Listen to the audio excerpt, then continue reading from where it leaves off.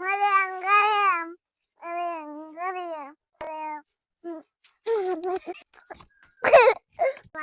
তোর আমার কাছে দিশা দিন ভাইয়া জিহাদ আমাকে কেমন করে চলো আর ভাইয়ের কাছে দিশা দিন আপু জিহাদ জিহাদ না মরিয়ম তোমার কুম্বারে কি যে মরিয়ম গরিয়ম গুসা করিয়ম এগুলো বলছে? হ্যাঁ দাঁড়াও জিহাদকে ডাকতেছি। জিহাদ, জিহাদ তুমি নাকি মরিয়মকে বলছো মরিয়ম গরিয়ম? সত্যি?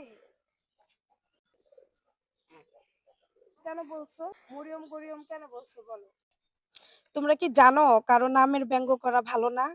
নামের ব্যঙ্গ করলে আল্লাহ অনেক পাপ দেয়, তোমরা জানো? এই যে মরিয়ম গরিয়ম বলছো, মরিয়ম কত সুন্দর নাম জানো?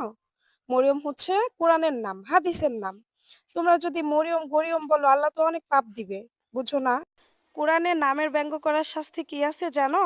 কি আছে আছে হচ্ছে আল্লাহ বলেন তোমরা একে অপরকে উপহাস করো না, মন্দ নামে ডেকো না। ঈমানের পর মন্দ নামকরণ অতি নিকৃষ্ট। সূরা হুজুরাত আয়াত নাম্বার 11।